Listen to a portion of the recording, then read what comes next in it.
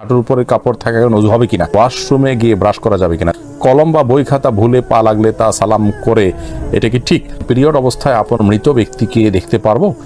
মায়ের নামের সাথে পছন্দের মেয়ের নাম এক হলে কি তাকে বিয়ে করা যাবে? কোনো নারীর স্বামী মারা গেলে সে কি নাকফুল পড়তে পারবে? নামাজে দীর্ঘ সিজদার কারণে কপালে কালচে দাগ হওয়া কি ভালো লক্ষণ? ভুলক্রমে ইমামের সাথে সালাম ফিরিয়ে ফেললে ছুটে যাওয়া নামাজ পড়ার বিধান কি? স্বামী চাকরির কারণে দূরে থাকে আর 3-4 মাস পর পর আসে, আমি চাই তিনি আরো দ্রুত সময়ে আসুন, এ ব্যাপারে ইসলামের নির্দেশ নাকি? ভাঙতি রোজা কয়টা আছে তা ভুলে গেলে করণীয় কি?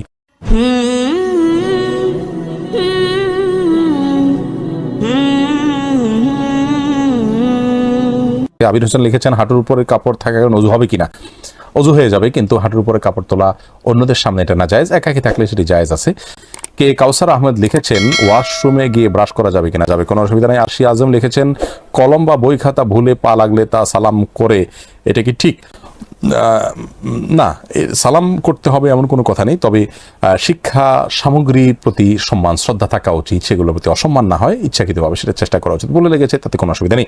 হামিদা হোসেন আপনি লিখেছেন, পিরিয়ড অবস্থায় আপন মৃত ব্যক্তিকে দেখতে পারবো? দেখতে পাবেন, কোনো অসুবিধা নেই। পিরিয়ড হলে যে আপনার আপন ব্যক্তিকে দেখা যাবে না এমন কোনো কথা নেই।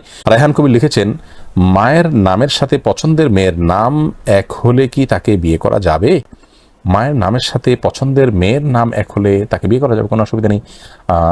তাকে আপনি যখন ডাকবেন আপনার মায়ের কথা মনে পড়বে, অথবা স্ত্রীকে মায়ের সাথে তুলনা করা যায় না, সেই জায়গা থেকে আপনি হয়তো মনে করছেন যে এটি গুনাহের কারণ হবে না, এরকম কোনো বিষয় নেই। তবে হ্যাঁ, এরকম জায়গা ধোঁয়াশা হতে পারে, আপনার মানসিক সমস্যা তৈরি হতে পারে, এরকম যদি হয় তাহলে সেক্ষেত্রে এটা অ্যাভয়েড করা উচিত। ইমন আক্তার লিখেছেন, কোনো নারীর স্বামী মারা গেলে সে কি নাকফুল পড়তে পারবে? পারবে, কোনো অসুবিধা নেই। নাকফুল পড়লে সমস্যা হবে, বা জীবিতরা, স্বামী জীবিত আছেন, নাকফুল না পড়লে স্বামী মারা যাবেন, এই সমস্ত কথা আমাদের সমাজে প্রচলিত আছে। এগুলো একান্তই ভিত্তিহীন এবং ভ্রান্ত কথা, যেগুলোর কোনো ভিত্তি কোরআন হাদিসের কোথাও নেই। একজনের নাকফুলের আপনার দায় আরেকজনের পরে আসবে, একজন না পড়লে আরেকজনকে সেটা দায় নিতে হবে, এরকম কোনো কথা নেই, এবং এগুলো নিছকই আমাদের মন গড়া বানানো বিষয়। শামীম হোসেন দিবা আপনি লিখেছেন, নামাজে দীর্ঘ সিজদার কারণে কপালে কালচে দাগ হওয়া কি ভালো লক্ষণ? নামাজে সিজদা দিতে দিতে কপালে দাগ হয়ে গেলে সেটা ভালো যে সিজদা দিতে দিতে দাগ হয়েছে, কিন্তু এটা অনেকের চামড়া বা ত্বকের সমস্যা থাকার কারণেও হয়। এটা হয়ে গেলে যে একটা মানুষ খুব ভালো মানুষ হয়ে যাবে, ব্যাপারটা কিন্তু সেরকম না।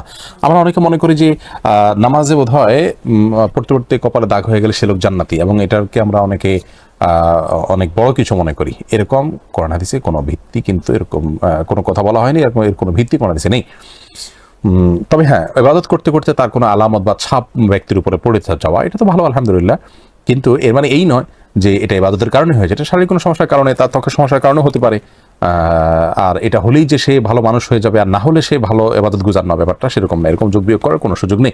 সুফি চৌধুরী আপনি লিখেছেন, ভুলক্রমে ইমামের সাথে সালাম ফিরিয়ে ফেললে ছুটে যাওয়া নামাজ পড়ার বিধান কি? ভুলক্রমে যদি ইমামের সাথে আপনি সালাম ফিরিয়ে ফেলেন, তাহলে সেক্ষেত্রে ছুটি যাওয়া সালাদগুলো আপনি দাঁড়িয়ে আদায় করবেন, আর ইমামের সাথে ইমামের পরপরই আপনি সালাম ফিরিয়ে ফেলেছেন, ব্যাপারটি এরকম হলে আপনি পরে সিজদা সাহু দিয়ে নেবেন। সুমাইয়া আফরিন শিমু লিখেছেন, স্বামী চাকরির কারণে দূরে থাকে আর 3-4 মাস পর পর আসে, আমি চাই তিনি আরো দ্রুত সময়ে আসুন, এ ব্যাপারে ইসলামের নির্দেশ নাকি? তিনি অন্যায় করছেন যদি তিনি অনেক বেশি সময় থাকেন এবং এই সময় পর্যন্ত আপনি একাকী থাকার আপনার জন্য কঠিন হয়, তাহলে সেক্ষেত্রে তিনি অন্যায় করছেন। তাকে বোঝানো উচিত যে স্ত্রীর অধিকার আদায় করতে তিনি বাধ্য। তাহরিমা তামান্না আপনি লিখেছেন, ভাঙতি রোজা কয়টা আছে তা ভুলে গেলে করণীয় কি? অনুমান করবেন যে সর্বোচ্চ কয়টা হতে পারে, প্রয়োজনে 1-2টা বাড়িয়ে মিনিমাম, মানে এর বেশি হবে না, এরকম ফিগার আনুমানিকভাবে বের করে তো ওগুলো রাখবেন।